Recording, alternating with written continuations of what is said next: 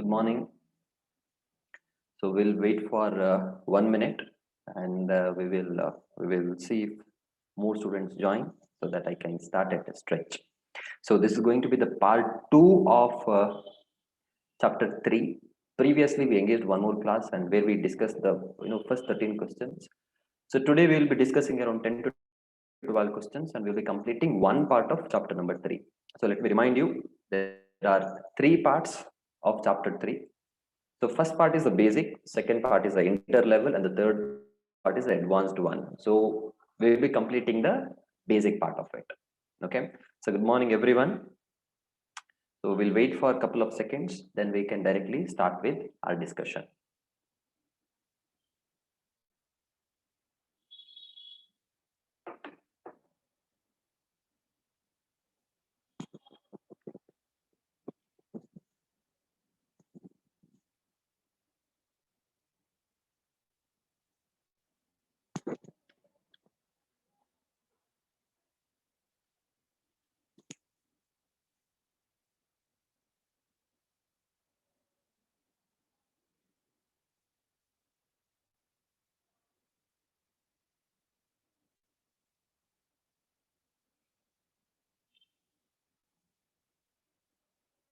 Okay.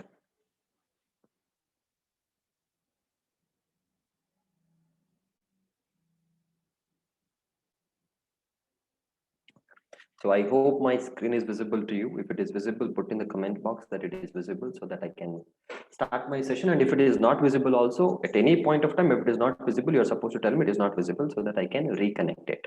Okay, so let's begin. So previously, we were talking about database management system. And I said database management system is a software. It is a software which will allow you to connect database with the program. More about it we will learn in today's class. Okay, so here there is a question number 14 which asks you, explain the concept of hierarchy of database. Explain the concept of hierarchy of database. Now, when we talk about database, what basically we are talking about? Let me give one simple example to you. See, let us say that I have a school of mine. Okay, I have one school, and in this school, I have various divisions. Okay, so I have science, I have commerce, I have arts. So these are the 3 divisions which I have. In science also, there are different types of students. So there is physics, chemistry, maths, and biology. Then there is physics, chemistry, maths, and let's say electronics. So there are so many branches. So if I'm having a school and I am having so many students, so let me say there is science, then there is commerce, and then there is arts. And even under science, there are various branches. But let us say that there is 11th standard, then there is 12th standard. Even in commerce also, there is 11th, then there is 12th. Even in arts, there is 11th, and then there is 12th. So this is the smallest form of database what I can define you, what I can explain it to you. Now, there are, let us say, 100 students in science, 11th standard, 100 students in science, 12th standard. Same way in commerce also there are students, in arts also there are students. Now, if you want to save the details, if you want to store the details of those students, you can create one folder. Okay, you will come open your computer and you create one Excel sheet. So Excel sheet is filled with rows and columns. Okay, imagine this is your Excel sheet. Okay, so now what are you going to do? You are going to write the name of the student. Let's say A, B, C, D. These are the names of the students. And then there is a roll number of the student. So if you are going to store data like this, now, is it a database? That is the question. Is it a database? Answer is, this is not a database. Just because you have data at one place, it does not mean that you have database with you. Database means a systematic collection of data. Okay, so what are you supposed to do? What are you supposed to do? First, you create one folder. Okay, what is going to be the name of this folder? Let us say your school name or my school name. Okay, let us say some Saint Joseph. Okay, Name of the school, the college is going to be St. Joseph. This is one folder. So in this folder, I am going to have 3 subfolders. Okay. And what is going to be the name of these folders? I'm going to call it as folder number 1, that I'm going to call it as science, then I'm going to call it as commerce, then I'm going to call it as arts. Now, inside this science folder, I'm going to create, okay, I'm going to create 2 more folders. Okay, that is 11th standard, then there is 12th standard. Now, inside 12th standard, inside this 12th standard, I am going to have one file. I'm going to have one file. Now, this file will have rows and columns. And here I am going to store details. Here I am going to write name. Here I am going to write roll number. Here I am going to write mobile number. Here I am going to write address. So now, do I call this as database? I will say yes. So what is the difference between this file and this file? In both the places there are rows and columns, but what is the difference? In first one, it was not structurally organized. All the college, all the students' data in one file. So you don't know who are science students, you don't know who are commerce or art students. But in case number 2, you are making an organized way of storing your data. So this is what database is. Okay. So if there is one software which allows you to do this, if there is a software which allows you to create this database in a structural manner, then that software is called as what? DBMS. This rows and columns are not DBMS. The rows and columns are nothing but database, a collection of data, organized collection of data. So what is DBMS? Let us say I want to add one extra student. One new admission has happened. So I want to add one more student name into this record. So I will take the help of a software to add the name of this student to this record. That software is called as DBMS. So I can use the DBMS to add student record. I can use the DBMS to reduce, that is delete one student's record or modify. Let us say one student changes his mobile number. So if I have to make any changes, I will take the help of that software, then I will call it as DBMS. So I hope you are clear with the concept of what is DBMS. Okay, next. Now in this question, what are they asking? They are asking, explain the concept of hierarchy of database. Okay, so first comes, okay, the first concept is what is database. So database is nothing but collection of files in the sense. So in this example, look, this entire thing together is called as DBMS. Okay, that is right from the first folder to the last file, everything together put together, I call it as a database. So in database, what is that we have? In database, we have file. Okay, I am talking about this record. Okay, this entire record of students, okay, students in one particular class, I call it as file. Now in this file, let us say there is one student named as Mr. A and his roll number is 1, his mobile number is, let's say, some 98, some, I'm not going to write the entire number, there is no space, but imagine that is a mobile number, and his address, some, let's say, some house number, that is 22 block or something.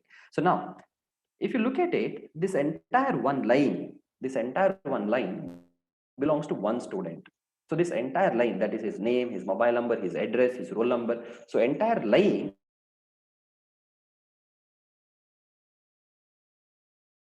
is a record of one student. So this entire line is a record of one student. So this entire line in the record, if you again further divide or further bifurcate a record, what you will get? You will get something called as name, entire name, that is Mr. A. So Mr. A is something called as just one block or one square is something called as a, you call it as a field. You call it as a field.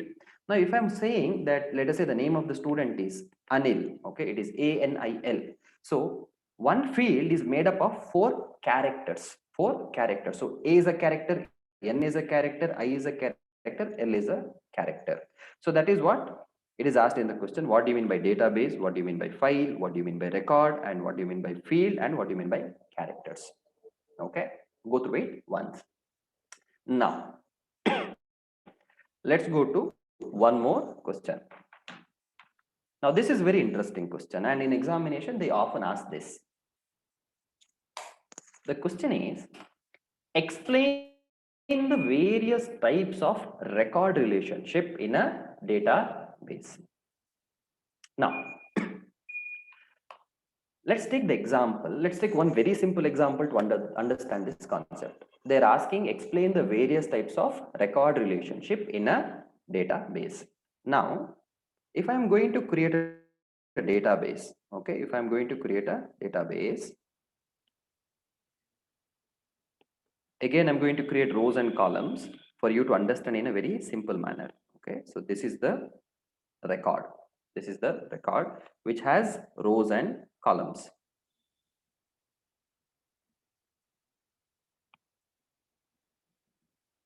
Now, let us say there is name.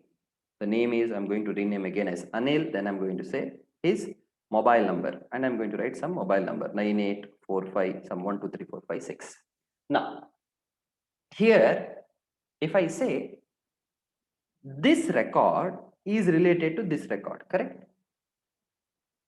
If I ask whose mobile number is this, you will say it is Anil's mobile number. Or if I say what is Anil's mobile number, you are going to show this particular record.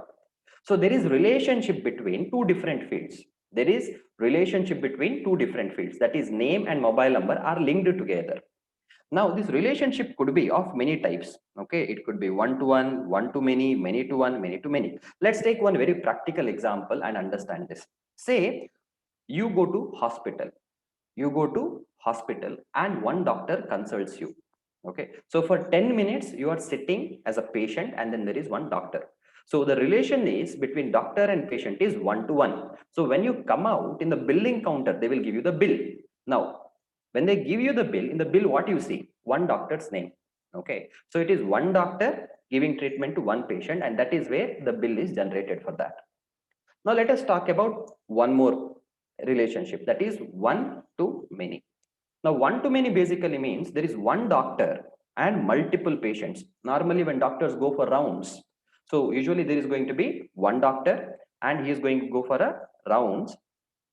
Now whenever that doctor is going to charge bill, he is not going to charge just for one patient. He is going to charge bill for many patients. Maybe let's say 100 rupees each, but not from just one patient, but from multiple patients. So this relationship is called as one doctor, many patients. So it is called as one to many relationship. Next, we have something called as many to one. So can you think of a scenario in which there are many doctors, but one patient?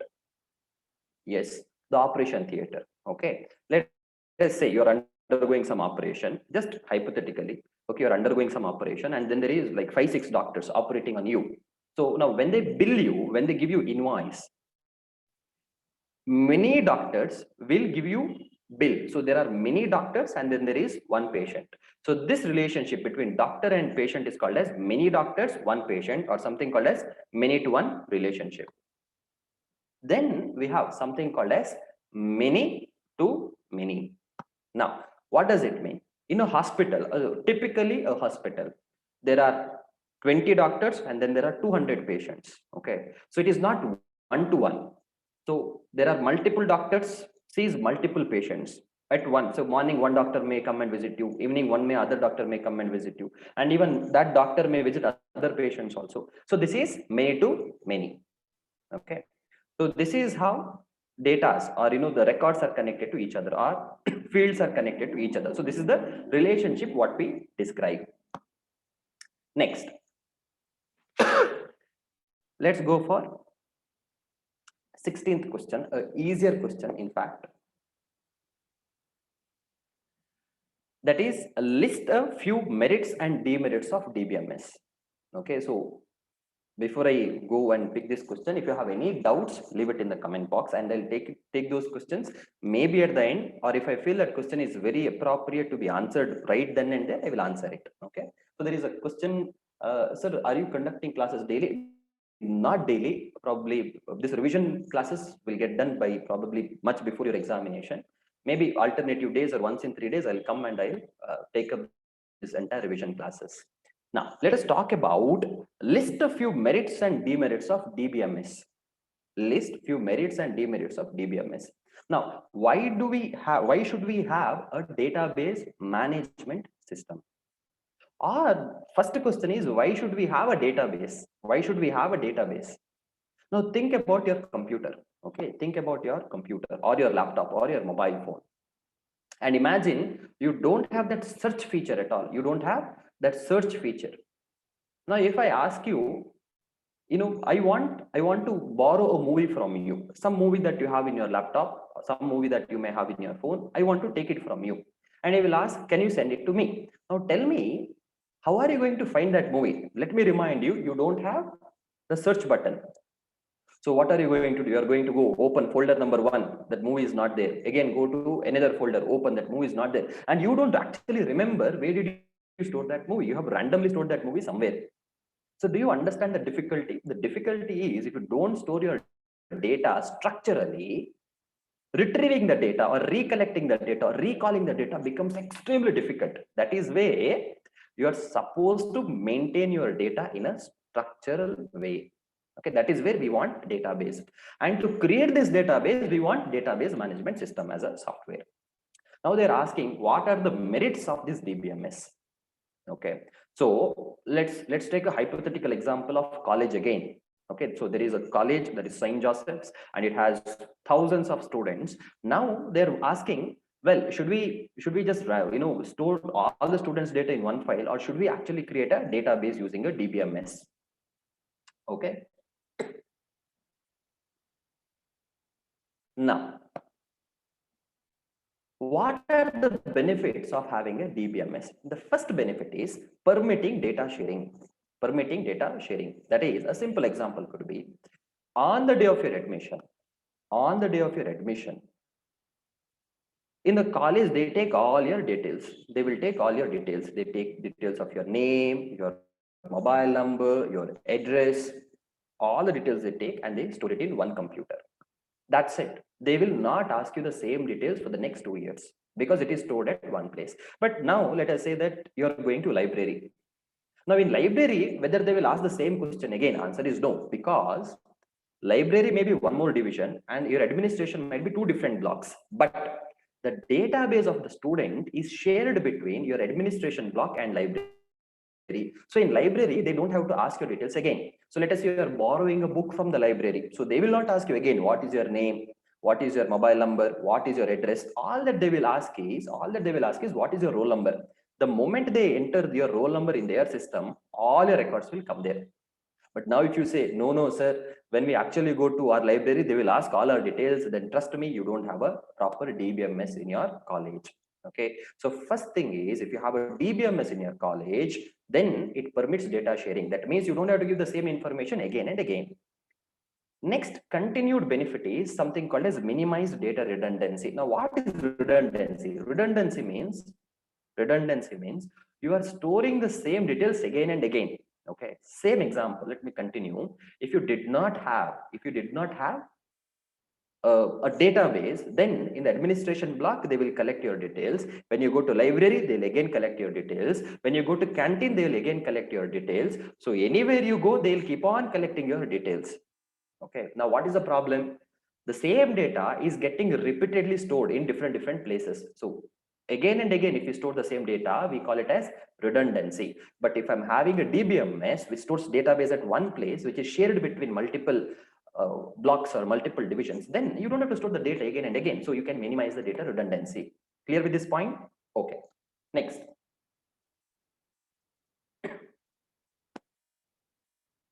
Next concept is integrity can be maintained. Now, what do you mean by integrity can be maintained? A simple example could be, let's say you changed your mobile number. You are a student of St. Joseph College, but you changed your mobile number. Now, where are you going to go and tell that your mobile number has changed in your college? Now, there are 3 blocks. There is administration block, there is a library, and then there is a canteen. Okay. So now all that you have to do is you have to go to administration block and tell them, hey, I have given my mobile number, which is the old mobile number. Now I'm getting some better offer in some other SIM. So that is where I'm changing my number. Okay. So in the administration block, they change your number. Now, because the same data is shared between library and canteen as well, So next time when the library person wants to contact you because you did not return the book, let's say within a week, so they want to call you and remind you. Now, when they put your roll number, which mobile number are they going to get? Are they going to get your latest mobile number, or are they going to get your old mobile number? If it is your old mobile number, it is definitely going to be switched off. Okay. So that is where, with the help of database, the integrity of the data. That is, if you change at one place, all the other places data will change automatically. So when the library person is, he's searching for your number, he can get your latest number. So that is the meaning of integrity can be maintained. Next. Any doubts with this point? Okay. Next. Let's talk about program and file consistency. Now, what do you mean by program and file consistency? I'll put it this way. When I talk about mobile number, so how many digits are mobile number? So we know as on today, mobile number has to have 10 digits. It cannot have 9 digits, it cannot have 11 digits, at least in India. Okay, it has to have 10 digits. But let us say you're simply entering some mobile number in one Excel sheet. Okay, one Excel sheet. You have just rows and columns and you're just putting Excel sheet. And then there is one clerk who is entering the data. So student comes and the clerk asks, what is your mobile number? What is your mobile number? Then the student will say some random number and the clerk will type. Now, what if student says 11 numbers? Should software say, hey, look at this mobile number, it has 11 digits, I can't store this. Or if a mobile number has just 9 digits, the software should give a prompt saying that it is not 10. Okay.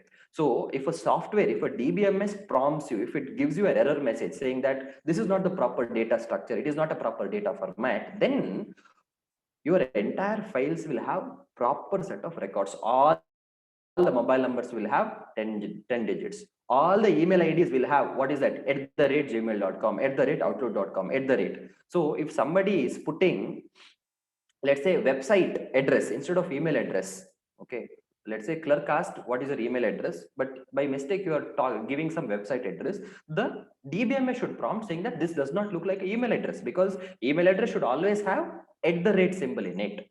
Okay, so this you can achieve with the help of DBMS. With the help of Excel sheet you cannot achieve it. Next next feature is going to be improved security. Now, what do you mean by improved security? Now, improved security is a very simple point. Now, again, see, the main problem for the CA students to understand what this database is, because they think Excel sheet is a database. No, okay, you need to understand Excel sheet is not a database. So now, let us say, I have this records of all the students. I have the record of all the students who is studying in St. Joseph's College. Now, there is one more nearby college which wants to take, which wants to poach my students. So what are the details they would want? Let's say they want to know what is the name of the student who is studying here, what is the mobile number of the student who is studying here, what is the address of the student studying in my college. So where are these details stored? These details are stored in my database. What if they get this database? What if they get this database? Can they reach out to my students? Answer is yes. So database is one of the most critical asset in any organization, one of the most critical information or critical asset. So what I can do to protect my data or to protect my database, I can put passwords. And only the person who actually knows this password can open that database. Okay. So with the help of DBMS, you can actually protect your data. So that is the next merit, that is improved security. Next. The next point is achieving program or data independence. Achieving program or data independence. Now, what does it mean? See, we need to understand that data is different, program is different. Okay, data is different, program is different. Now, who facilitates a conversation or communication between program and data? That software is called as DBMS. Let's take one very simple example to understand this. Now, you might be aware that these days, all the banks are merging it to another bank. For example, Earlier we had Corporation Bank, which is now merged into Union Bank. Earlier we had Syndicate Bank, now it is being merged to Canara Bank. Now let us talk about Syndicate and Canara Bank. Now the Syndicate Bank had lakhs of customers. Now lakhs of customers doing thousands of transactions on yearly basis. So there is a huge collection of data. There is a huge collection of data. So we call it as there is a huge database in Syndicate Bank. Now suddenly government says tomorrow onwards Syndicate Bank is not there. There is only Canara Bank. Now, so Syndicate Bank maybe is using one software which is provided by Infosys. I'm not very sure on this. I'm just saying, let's say Syndicate Bank is using a software given by Infosys. Let us call it as Finacle. Okay, the name of the software is Finacle. So Finacle is a program which is using a database, to give banking services. So whenever you go to your ATM and or whenever you go to bank, and the bank employee will type in his software. That software name is Finacle, but database is stored somewhere, and the Finacle software will get the data and give it to the banking clerk. So this is how it is to function. Now from Syndicate Bank, they are merging, they are becoming now Canara Bank. Now Canara Bank need not use Finacle. Let us say Canara Bank is using some totally different software altogether. So then when you are merging into a new bank, does it mean that all your old data is gone? Answer is no. Answer is no, because your old program is separate from your old database. So now the Canara Bank can directly ignore the Finacle software. It can ignore the old software and it can directly get to the database and merge it into the Canara Bank software. Okay, so this is something called as achieving program data independence. So Finacle and the database were not dependent on each other, they were independent. So if it is independent, what happens? You can change the program and bring the new program and data will still remain. Okay, next one is faster application development. Again, the continuation of same point. Now let us say in the same case, Syndicate was not merging into Canara, but Syndicate Bank only decided, okay, let us discontinue Infosys software, let us continue with TCS software. Can they do that? Answer is yes. Why? Because program and database is independent of each other. So you can directly change the database, sorry, you can directly change the program with the existing database. Very simple point. Next. Lastly, if you're talking about what are the disadvantages of DBMS, first point is it is expensive. See, to store one data in Excel sheet, it costs you nothing. Okay, a few thousand rupees, you can have a DBMS entire data of the students ready. But if you're saying that, I want a proper database, then it costs you lakhs of rupees, sometimes even crores of rupees. And next, security. See, security is previously I said it is advantage, but security can be compromised. Okay, so let's say you have put a weaker password, so your competitor can try all the passwords and can open your system, open your database. So security, though it offers better security than an Excel sheet, it is not completely secure. Okay, so that is a demerits. So that is your 16th question. Any doubt on this question, you can ask now, or else we can go for the 17th question.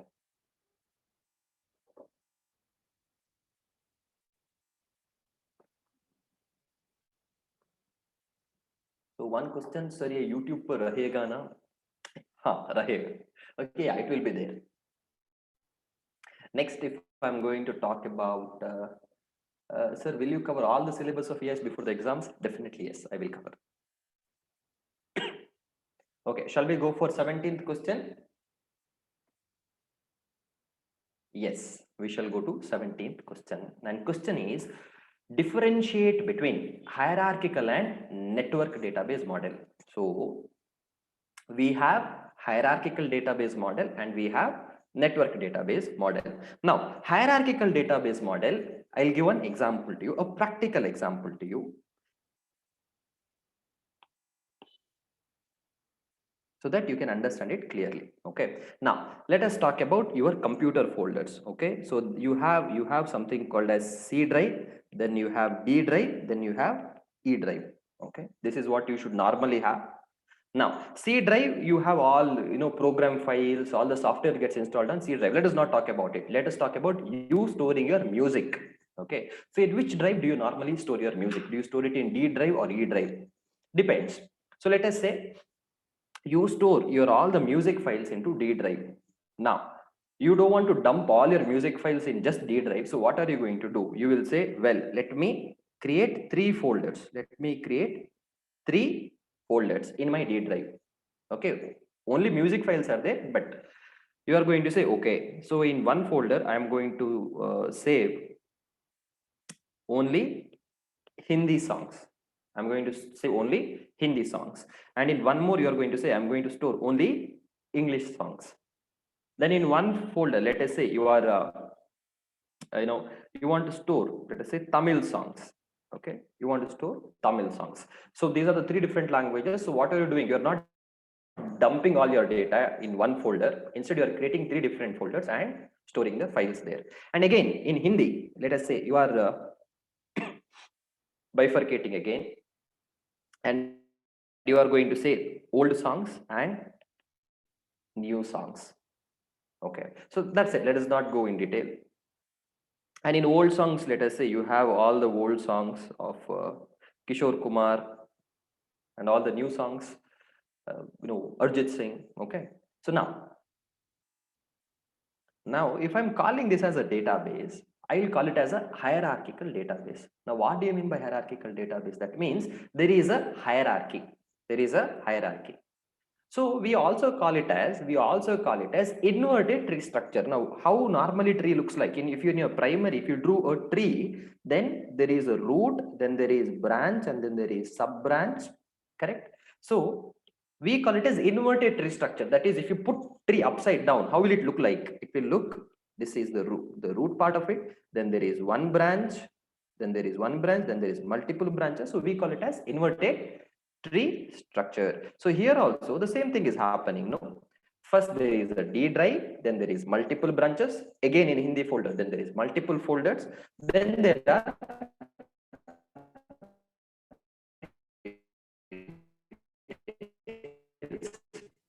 so first point is in hierarchical network model, there is it is inverted. It is something called as root. It is called as what? It is called as root. That is the main folder, root folder. Then you have Hindi, one more folder. We call it as a parent record. So if Hindi is a parent, then 2 different folders, that is old and new, are the child record of Hindi. So if Hindi is the parent record, old and new are the child of the parent record. Now, in old, if old is the parent record, then song number 1, 2, 3, 4, 5 is a child record of parent record. Okay, so this is basically how your parent-child relationship will work, or your hierarchical database model will work. Okay, so in hierarchical database model, there can be one-to-one relationship. That is, let us say in one file, let us say in Tamil songs, I only have new songs. That is one folder which I have. Okay, so now it is one-to-one, one parent, that is Tamil, and one child, that is new songs. One-to-one is possible, one-to-many is possible. What is one-to-many? That is, if I'm talking about Hindi song, that is one parent, multiple child. Old and new are 2 different child. So this is possible. So in hierarchical, one-to-one is possible, one-to-many is possible. But my question to you is, in hierarchical, whether many-to-one is possible. That is, you have many folders, but there is only one song in that. Is it possible? Answer is no. Okay, it is not possible. So one song can at the max be only in one folder. So now if you say, sir, I can copy it. I can copy one song and I can keep here also. Let's say same song I can keep here also I can keep the same song. I will say then it is not a database management system. I'll say it is not a proper database because there is redundancy. The same data is stored at 2 different places. The main purpose of database is to avoid repetitions. Okay, and keep your entire database as small as possible. Okay. So this is called as hierarchical database model. But in network database model, it is not one-to-one or one-to-many. It could be many-to-one or many-to-many as well. Let's take one example. Let's say imagine this is you, and you are a member in, let us say, you are a member in your school or in your college. You are a member in your nearby gym. You are also a member in your nearby library. Okay, so you are one person who is member in different clubs or different organizations. So this I call it as one-to-many relationship. Okay, so this is not possible in hierarchical database model. That is where we have a network database model. Next, it also has many-to-many. Now, many-to-many, let's talk about your Facebook friend list. So this is the perfect example of many-to-many relationship. Let's say you are friends with three of your friends. Okay, three of your friends, just hypothetical example, and they are friends with somebody. Now it may also happen that they're also friends with you. Okay, so this is called as many to many relationship. You have many friends, your many friends have many friends. So this is not possible with the help of hierarchical database model, because in hierarchical database model, if you are friend of somebody, then you cannot be friend of somebody else. Okay, so so if you could understand this much, then that is more than enough. So all that you have to do is just to read this particular point and you will understand it.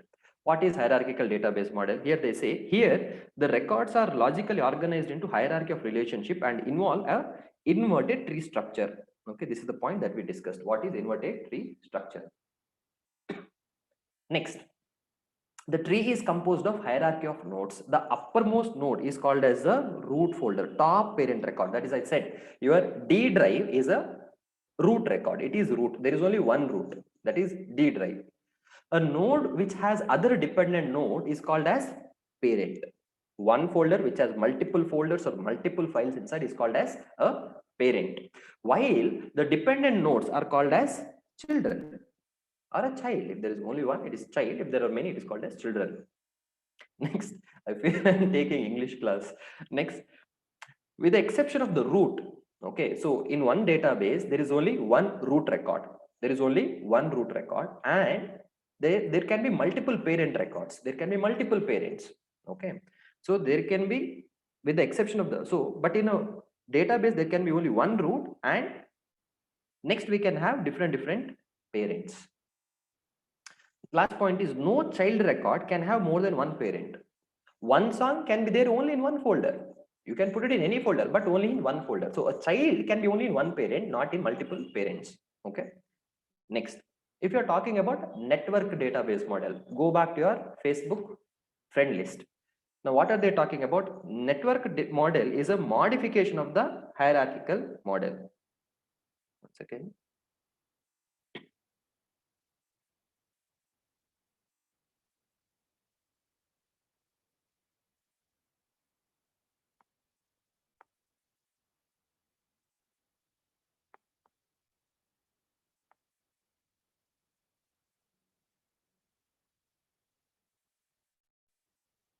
Okay.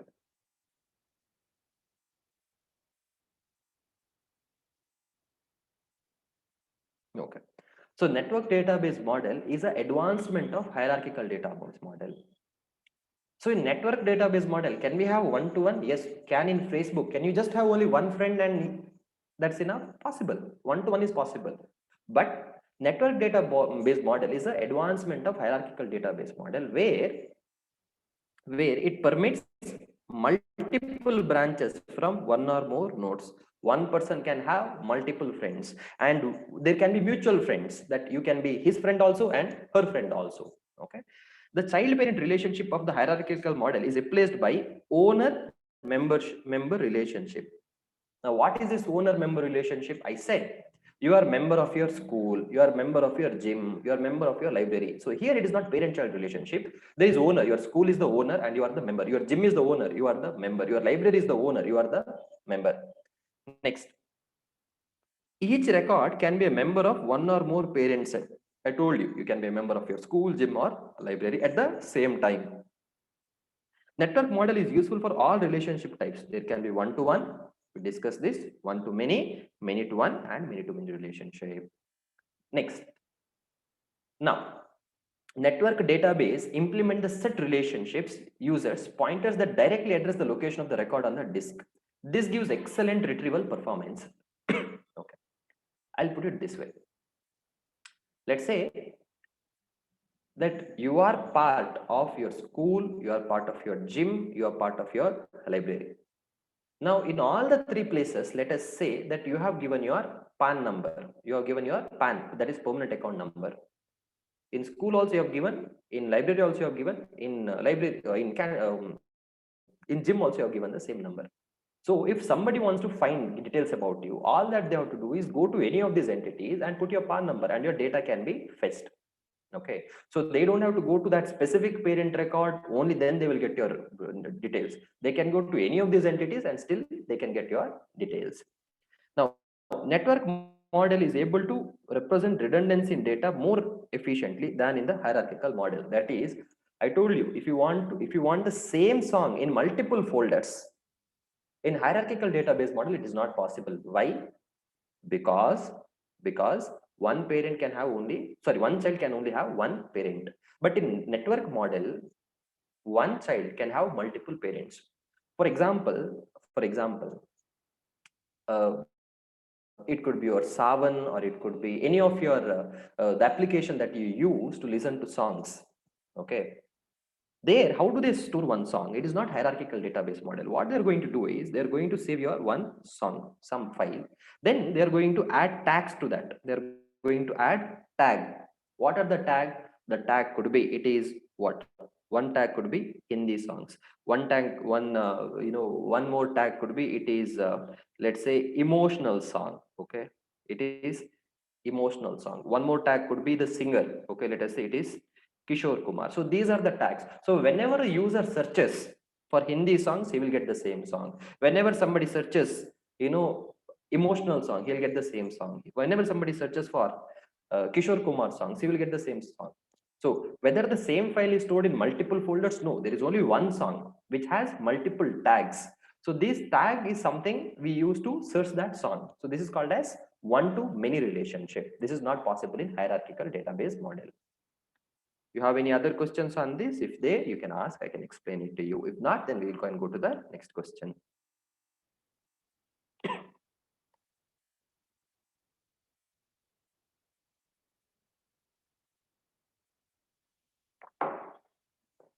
So there is a question that is, sir, can we expect revision of core banking also? Yes, after this chapter is done, then we will start with CBS revisions.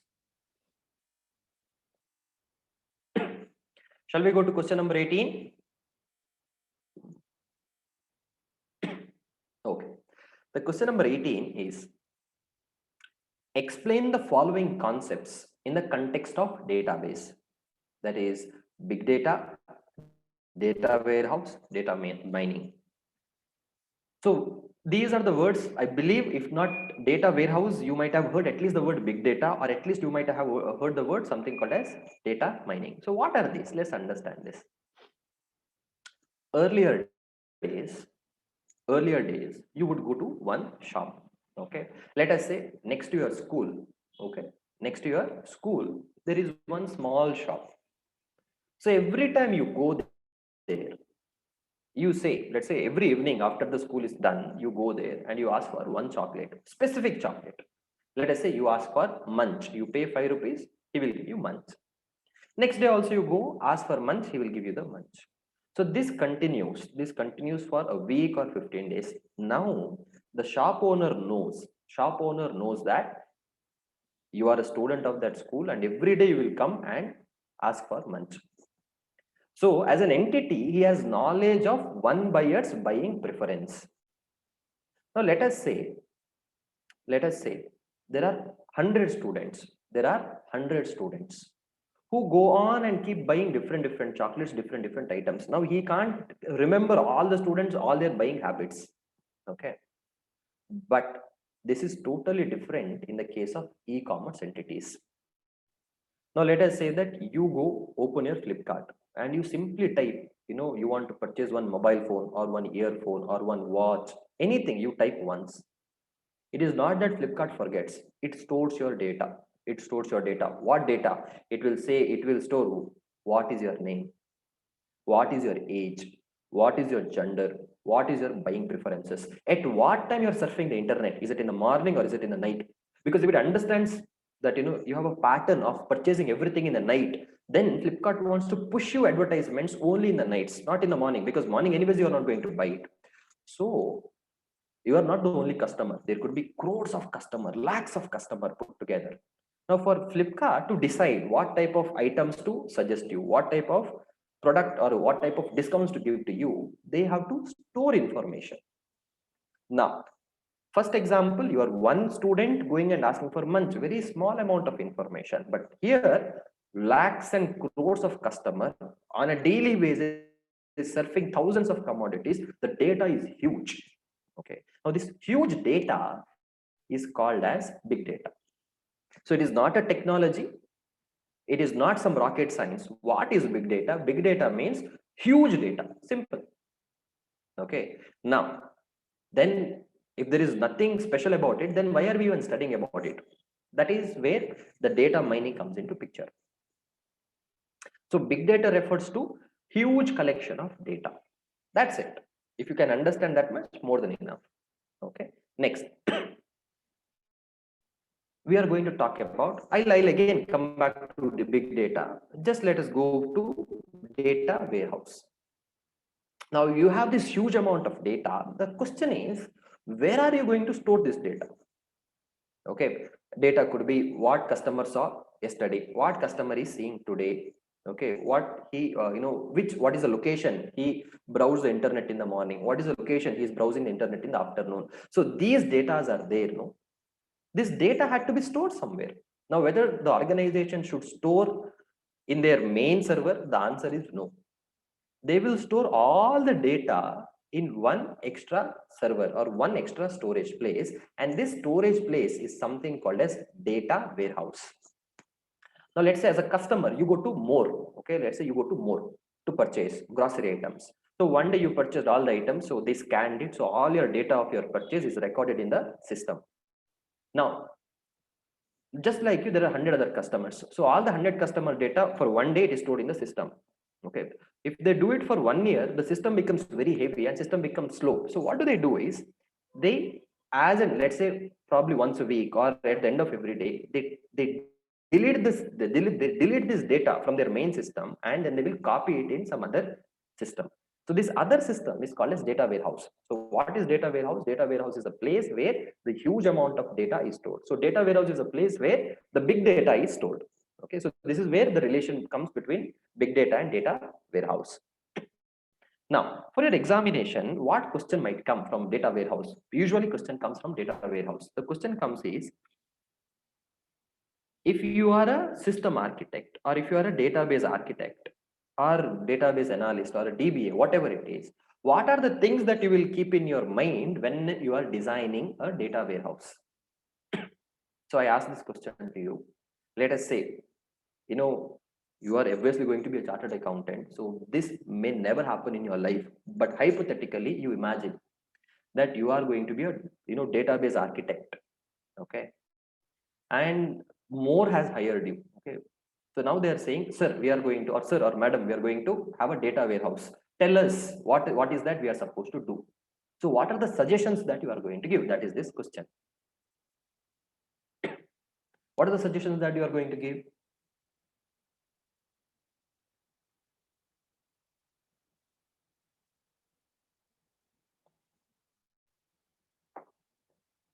Okay, I'll only tell you. The first suggestion that you are going to give is you should use a non-operational data. See, I said you are going in a system and you are going to create a warehouse. Okay, let me give one very simple example. Now in more, let us say they are selling bread, and you know that bread has very limited life. Let's say you sold the bread today, and customer takes that bread to his house, then he understands that the bread is not good, so he will return the next day. Now when he comes the next day and he says, I purchased this bread from you, as a seller you should be able to check your system and see, okay, whether this particular bread was sold to him or not. But imagine you are using a data warehouse. So at the end of every day, what are you going to do? On that day, whatever the transaction happened, you're deleting from your system and creating in the data warehouse in some separate system. So next day, when customer is coming back with the bread, You don't know whether you actually sold him or not. So point number one is you should not delete it very quickly. Okay, let's say you are selling bread. That means at least for 2 to 3 days, the data should be there in your system. Only after, let's say after 1 week, then you know that nobody is going to come and return any item. Then all the 7 days transaction you can shift to a data warehouse. So first point is you should use a non-operational data. Next, it is updated on a scheduled basis. It is not that every 10 seconds or every 10 minutes you are going to update the database. Maybe once a day or once a week, once a month. It has to happen on a scheduled basis. Next is it contains time variant data. Now, what is time variant data? Whenever you are adding item to a data warehouse, you are going to also mention this particular transaction belongs to 22 of September, 10th of May, 11th of October. So these dates you are going to attach to this transaction. So let's say later, probably 5 years down the line, a manager wants to compare his 2020 year 2025 with 2020. How are our transactions? So for you to compare in the data warehouse, the data should consist the time details as well. Very simple point. Next is it uses standardized data. This is very important. Now think that we are talking about a business which is spread across the world. Okay, so we are not just talking about Indian rupees. We are also talking about, let's say I have Walmart. Okay, I have Walmart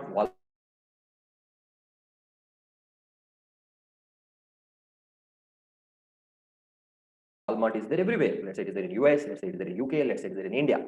In UK, the billing happens in pounds. In India, the billing happens in rupees.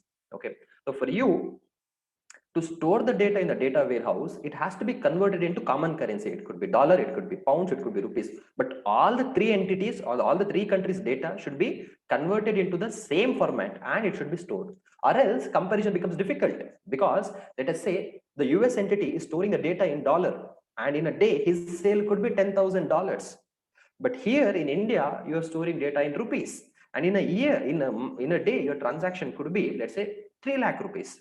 So here it is 10,000, here it is 3 lakh. Who is performing better? If you're just looking at the number, you will say 10,000 is nothing, 3 lakh is better. But what we are not understanding is it is $10,000, okay, which comes up to, let's say, 7 lakh 50 rupees. So for you to compare, you need to use the standardized set of data. So if you are planning to create a data warehouse, you should also consider the fact that you should use the standardized data. Am I clear on this particular point? Okay. Now, how can you standardize the data? There is a step, okay? We call that step as ETL, that is extract, transform and load. That is, what is extract? Let's say you are storing all the data in Indian national rupees, INR.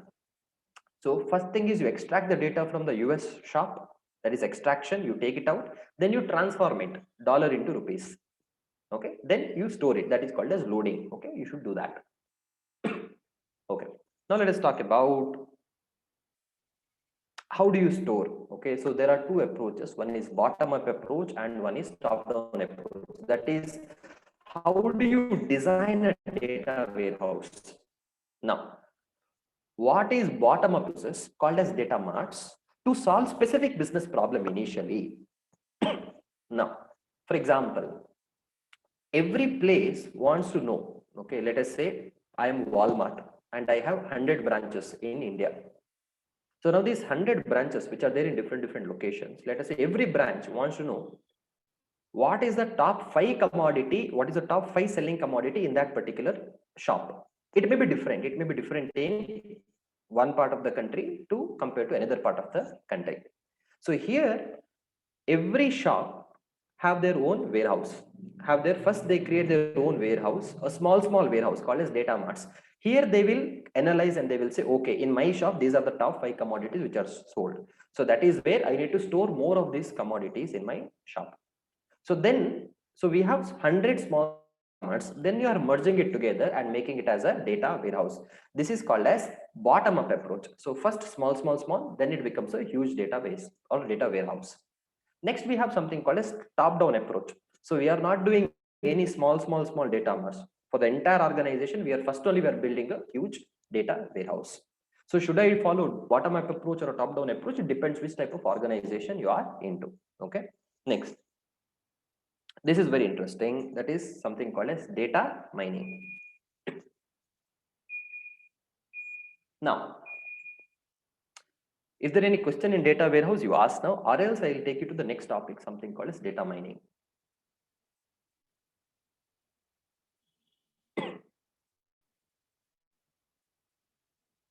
Now, data mining is one of the most interesting concept. Now, what is data mining? Now, data mining basically means there is a big data. There is a big data. And using that big data, with the help of that big data, you want to find out some critical information about the user. Now, this process is called as data mining. I know I'm sounding it technical. I'm making it sound technical. Let me give you a very simple example to you.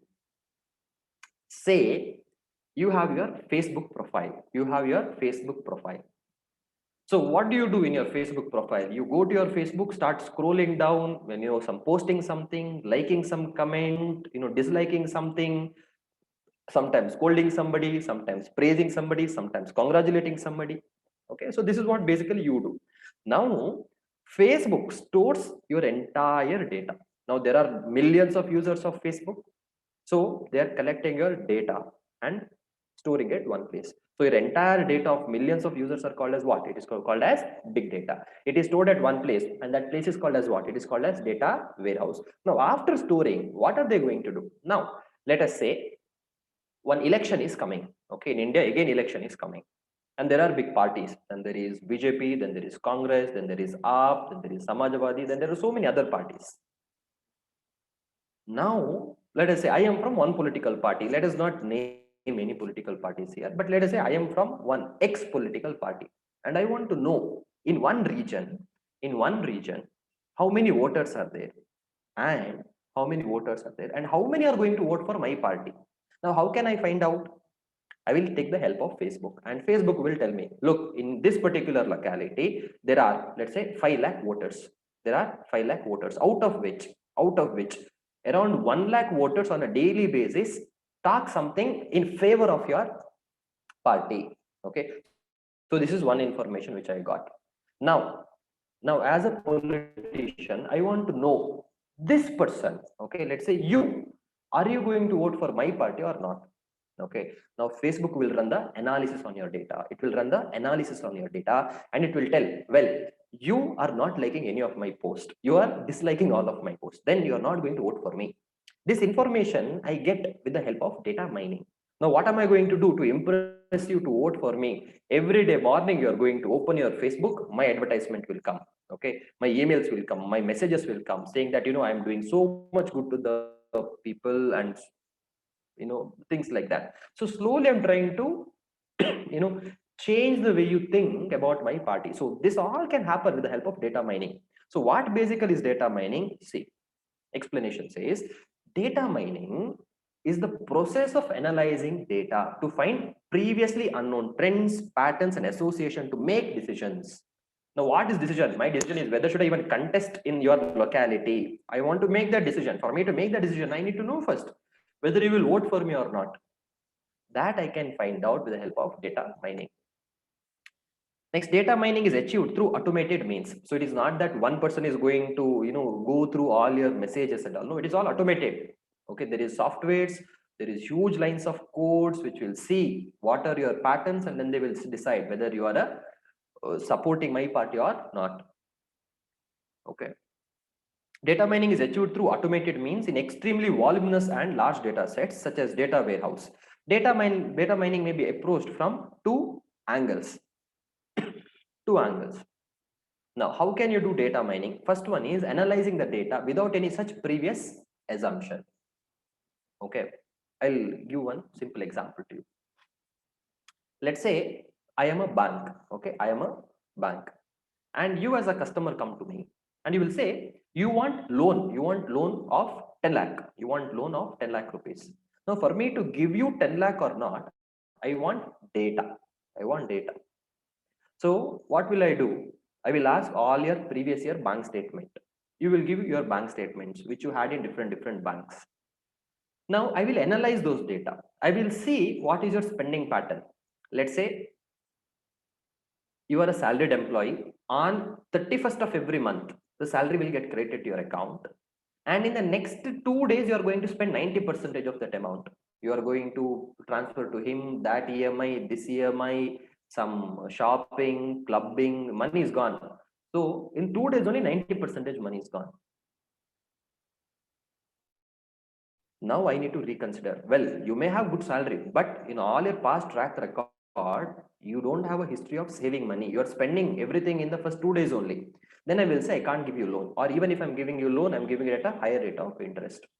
So banks actually do this. Credit card companies actually do this. Okay. So here, what are they doing? They are mining the data without having any pre-assumption. They are not, whenever they take the data from you, they are not thinking that, you won't be able to pay the money back. They're simply putting your data and let the software decide. Next one is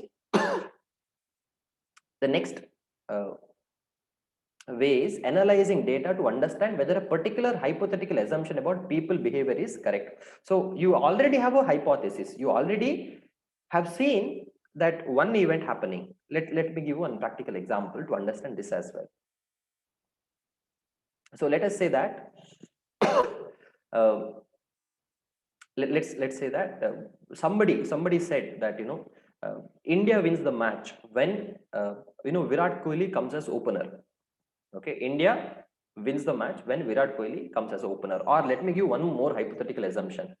That is, which I used to hear when I was a child, that every match where Sachin scores century, India loses. Every match where Sachin scores century, India loses. That was the hypothesis. Now I want to test it. I don't want to believe what people say. So what am I going to do? I'm going to get all the records where Sachin has played cricket, and I am going to see which match he has scored 100 and whether we have won or not. So it is a huge set of data, and I am running a analysis to prove the hypothesis, to prove or disprove the belief. This is also called as data mining. So I hope you are clear with the two distinction. Any questions you have?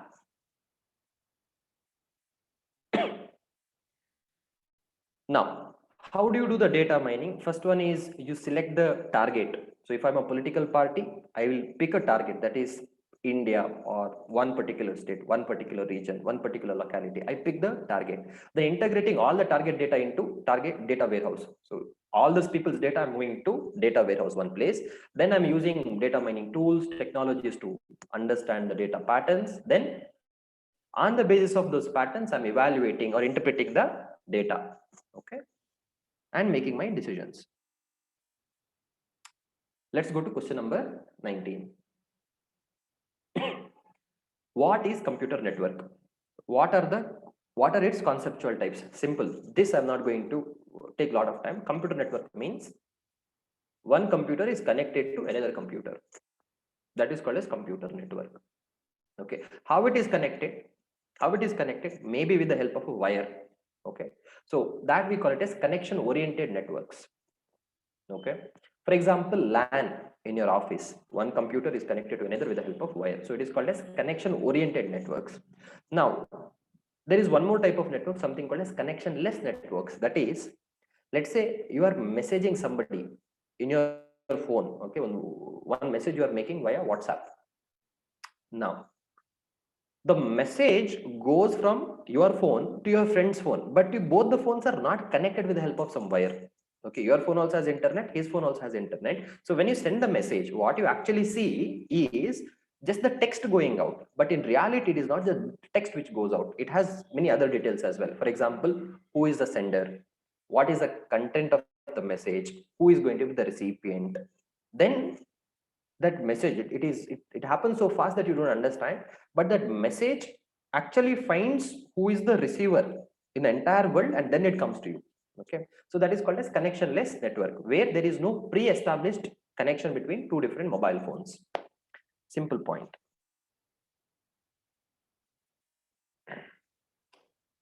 Now we shall go for the next question.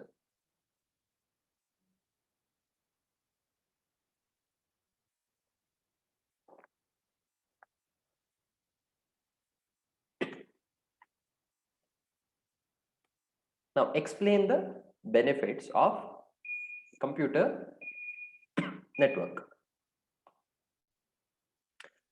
It's very simple. The question is,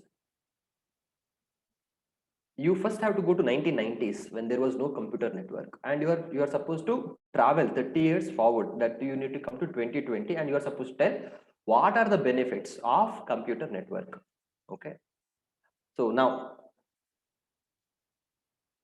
imagine the lockdown. Okay, because of this COVID lockdown happening 30 years back, and you are just made to sit at home and nothing else. You don't have phone, or you have phone, you have computers, but it is not connected. It does not have internet, it does not have network.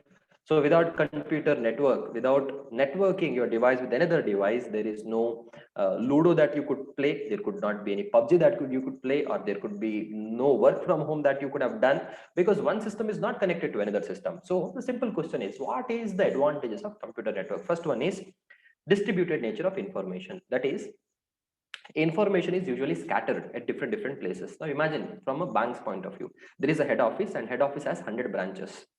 Now all the branches have their own information. The question is, should they send this information to head office? Answer is yes. Let's say at the end of the year they are trying to prepare a financial statement. Now head office, for the head office to know what is the income of each branch, the branch has to share the data with the head office. Now the sharing at the real time happens with the help of a network. So that is the first benefit, that is distributed nature of information. Information is everywhere, but with the help of network you can centralize it, you can bring it to one place. Next one is resource sharing. Now this you might have seen in your office. Okay, now in office what basically happens is, there is one printer and then there are 10 computers. Now all the 10 computers are connected to this printer. That means you can give print from any system. You can give print from any system. But think of a situation, one printer is just connected to one computer only. That means in your organization you need to have 10 printers as well. So with the help of networking, you can cut down on the cost of resources. You can have one printer and you can share it with 10 different devices. Next one is computational power. Computational power means, with the help of network, see, earlier days I said there was just one computer which is not connected to another computer, just like your calculator. But let us say huge computation is expected of one particular process. Then what you can do is you can have a client server system. What is client server? So client means a user computer, which is very basic features. Okay, very less RAM, less storage, less processing abilities, everything is very less. Then there is one another computer called a server computer, which has more memory, more RAM, more processing speed, everything is more. Okay, so with the help of a network, what you can do is you can just receive the work in the client end and it can be processed in server end. Okay, so in other chapters we have spoken about client server, so I want you to connect these two topics. Next is reliability. Now reliability basically is, earlier days going to some new city was a nightmare. Let's say your flight reaches some place at 5 o'clock, or you have to catch a flight at 3 a.m. in the morning. Okay, earlier days, on the previous day you have to do all the setting. You have to, not supposed to, uh, say that you're not, you should not ditch. You should definitely come. You literally beg, pray the driver. Okay, and imagine if he does not turn up, you can communicate to another user who is not next to you. Okay, you can take the help of emailing, video conferencing, or this class what we are having, this is also with the help of computer network. Next, any questions in this? If not, then let's go for the 21st question.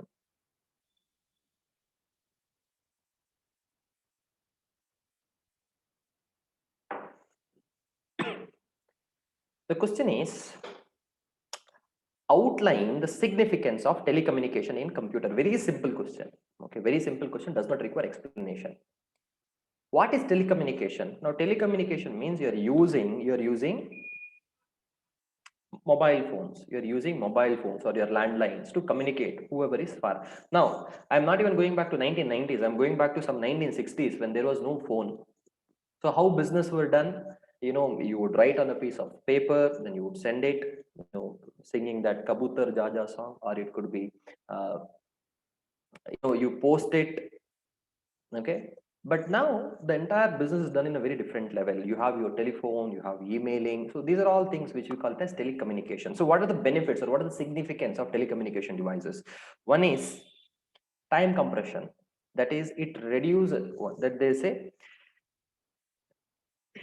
it reduces the time what is required to communicate.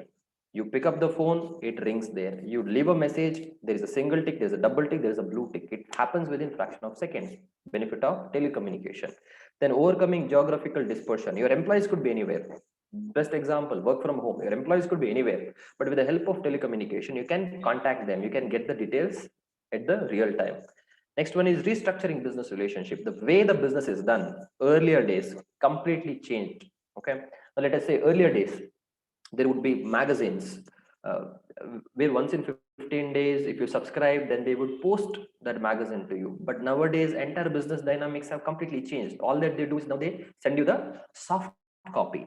Okay, so the way the business is done in earlier days and in these days have completely changed with the help of telecommunication devices.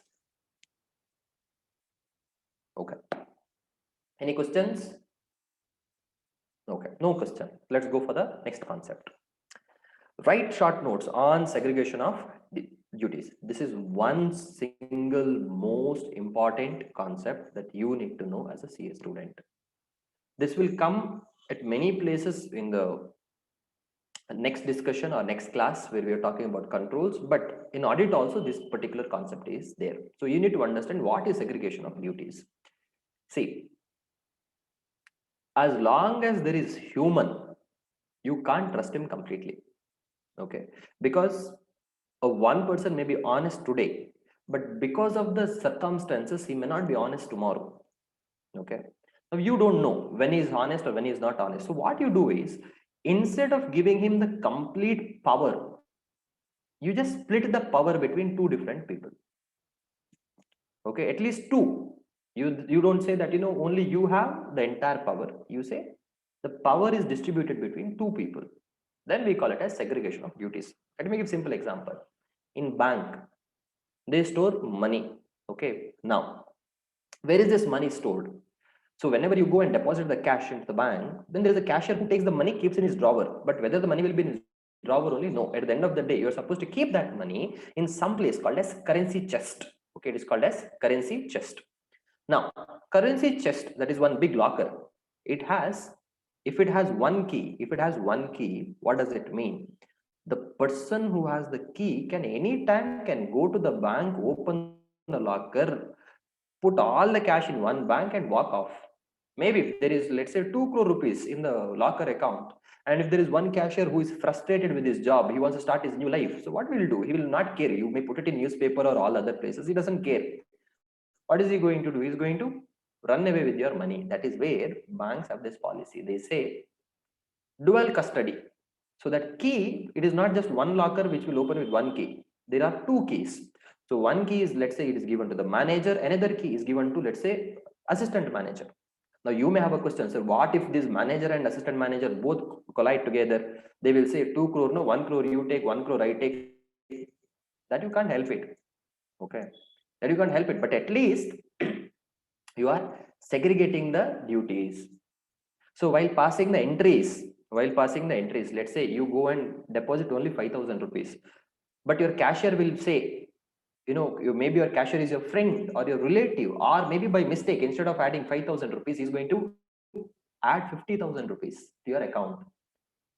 Now to avoid this, in banks, they will make you to go from one counter to another counter. That is called as one counter is a maker and another counter is a checker. One counter, they actually add the transaction, and one another counter, they actually approve the transaction. Now you may find it irritating, but this is why it is. Most of the times, even I used to think that why I need to go to two different places. Can't I just give it, and can't bank trust their own employees?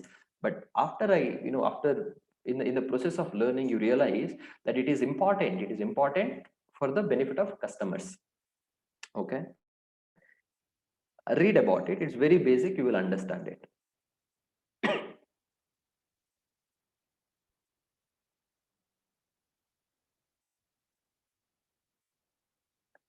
Let us talk about next point. That is question number 23. Write short notes on roles and responsibilities in the context of IT. Very interesting question. Very interesting question. Now, let's say, in India, there was one application, something called as TikTok, which was banned. Then there was one game, some PUBG, which was banned. Now, question is, why was it banned? The government said there are certain security issues because of which the data of the Indian users were taken out of India and then they were misused, they were manipulated. That is where, to prevent that, we have banned those applications. Now my question to you is, as a commerce student, I want you to think and answer me. When you upload your, let's say, 30 seconds or 1 minute TikTok videos, who owns that data? Is it you own the data, or is it TikTok who owns the data? Answer me. When you upload your video in TikTok, is it you own the data, or is it TikTok owns the data?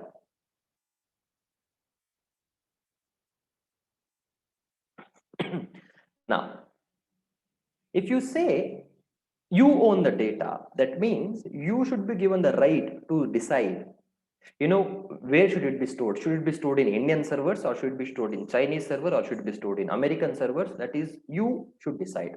But if you're not the owner of the data, then TikTok will decide where this data should be stored.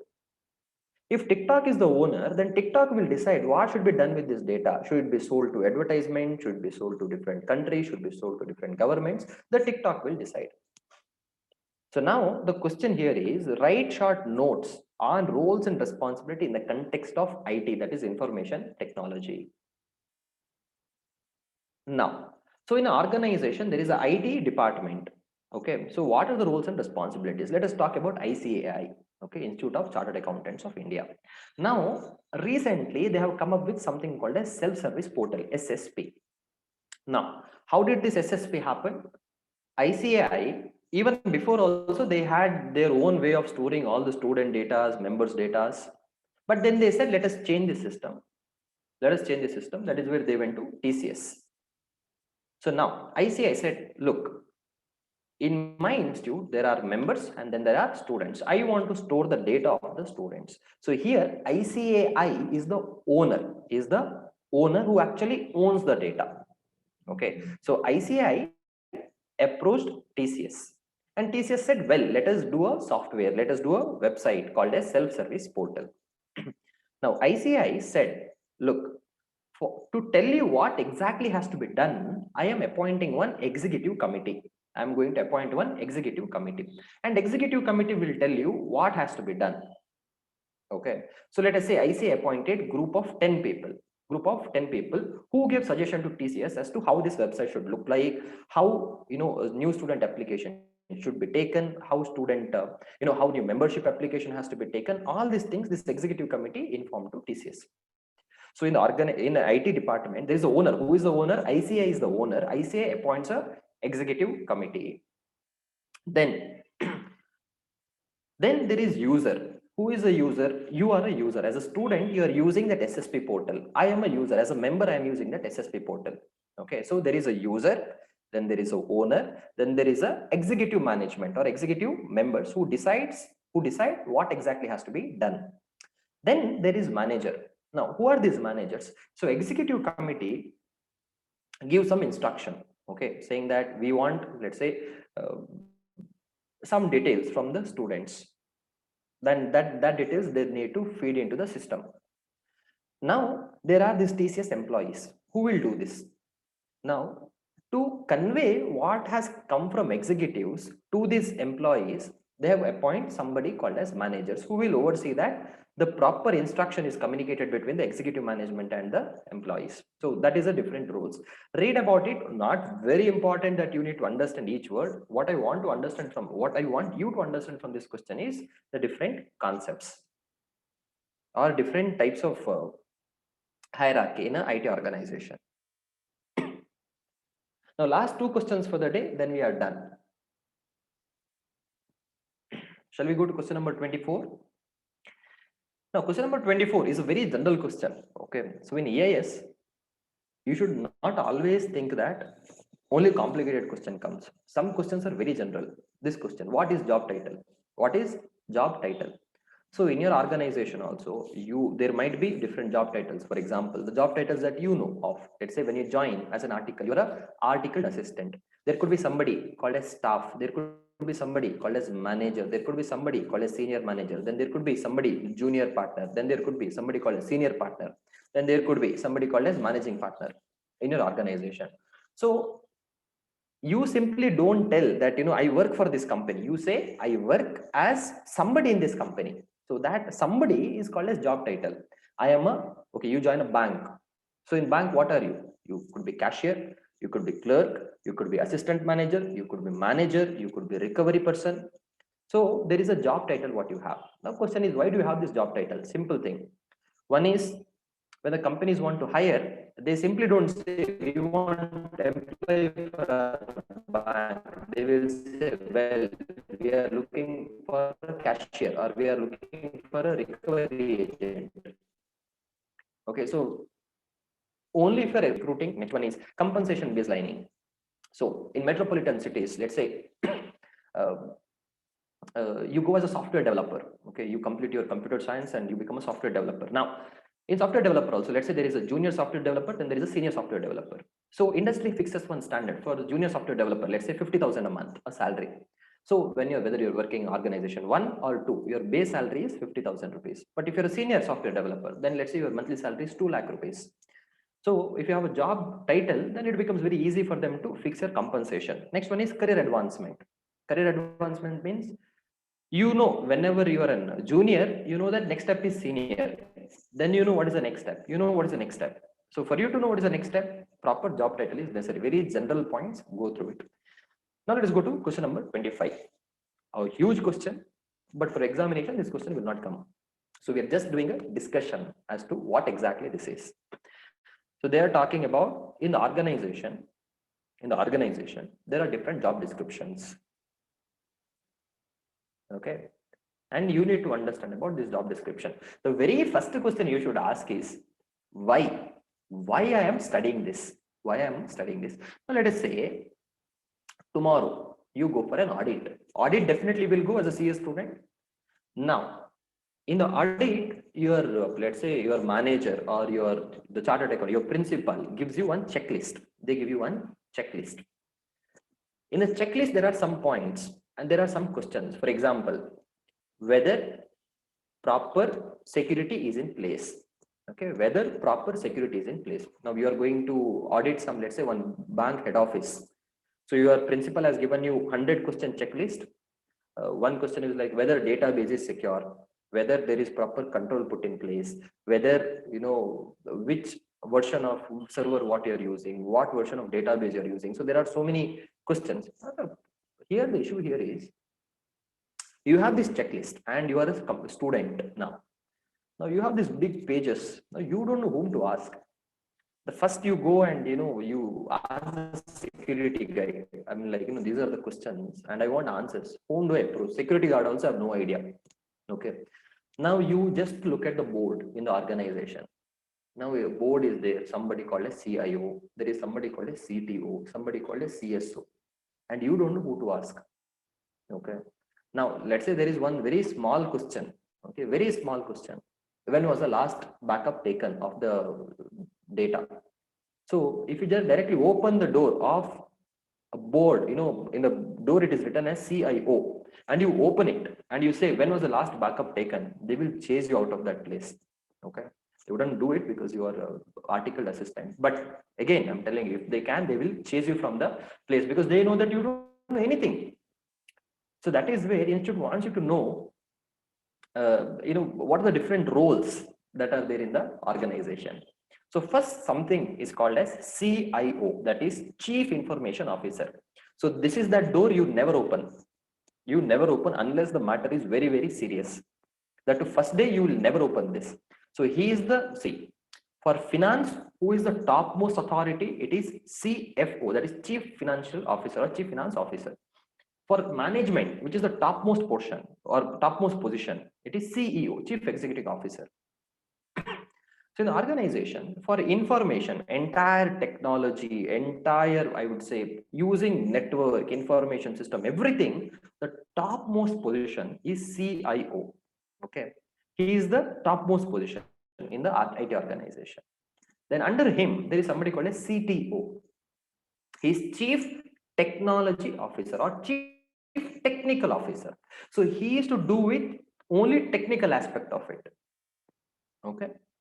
So now let us say you go to organization and you see that there are fire extinguishers. Why do you use fire extinguisher? To extinguish the fire. If there is a fire incident, if you want to extinguish the fire, you use it. Now you saw one fire extinguisher and expiry date was over. Okay, it was supposed to be changed in the 6 months, but they have not changed it. Now, can you directly go and say, show it to CTO and say that, expiry date is done? No, he will also chase you. All the question you can ask him is only with relation to technology. Fire extinguisher is not a technology. You should not ask this question to him. Then where should you go? There is one more office called as CSO, that is Chief Security Officer. So his responsibility is to oversee the security of the entity. Okay. So if fire extinguisher is not working, it is his responsibility. Okay. Or if security guard is sleeping, when you entered, security guard was sleeping or security guard was not there or he was just playing in his phone. If you want to complain about it, you go and talk to CSO, Chief Security Officer. Then we have something called a CISO, that is Chief Information Security Officer. Now, who is this? So this officer is also in charge of security, but only information security. So you can't go to CISO and say your security guard was sleeping, because he is not in charge of security guard who is sleeping. He is in charge of information system. So if let's say some hacker had tried to hack into the system, or somebody broke into the system, somebody introduced virus into the system, then you go to CISO. Okay, or else you don't go to CISO, you go to CSO. So are you understanding why the institute wants you to study these things? Because they want you to know that whom to approach. Then there is somebody called as CPO. So in an organization, they collect data of the users. For example, if I am a large organization, I want to collect details of my employees. Now, these data has to be stored in a very secret place and it should not be available to everybody. So there is one person, somebody called as Chief Privacy Officer, who ensures that data is stored in a proper manner, not just of employees. It could be, let's say, banks.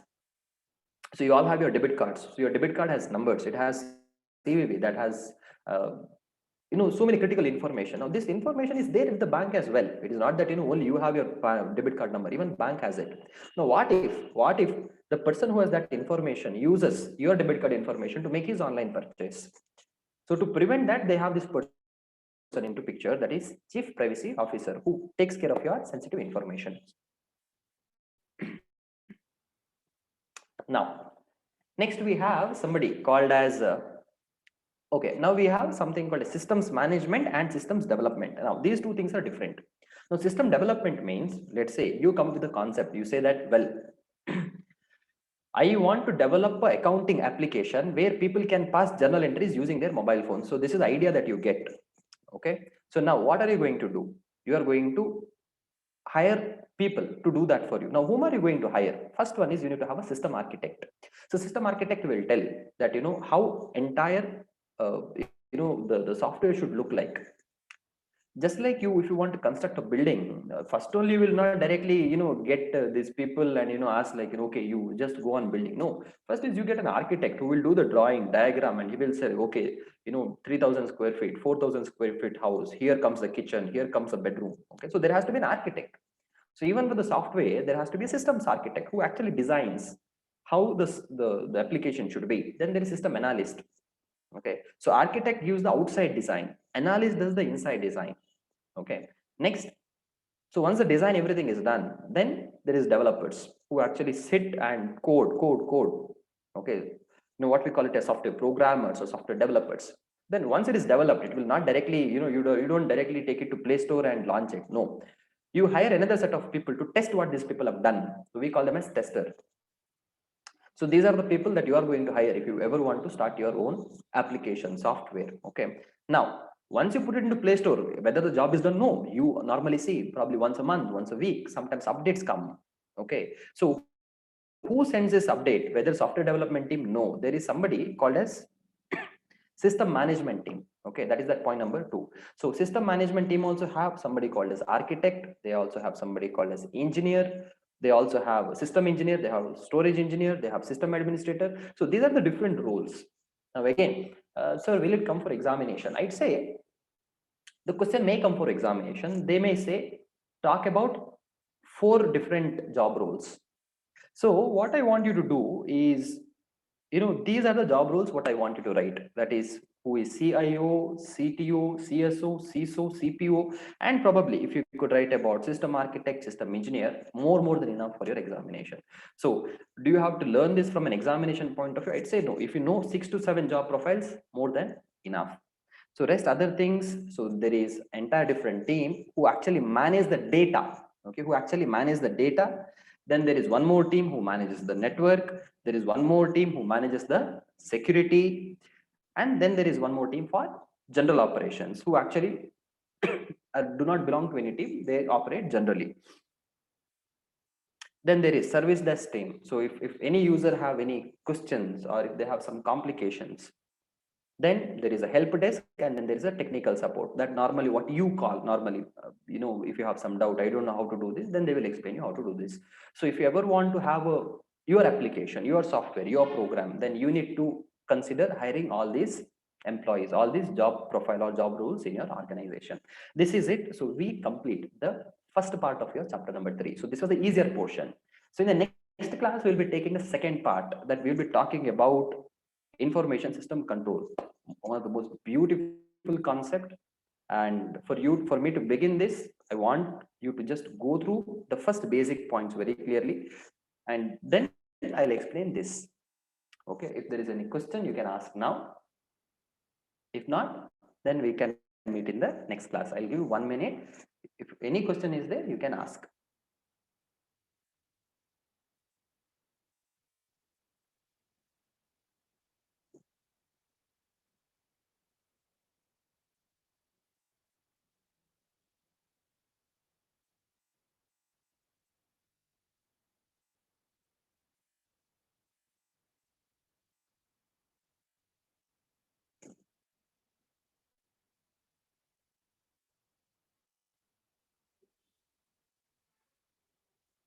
Great, no questions.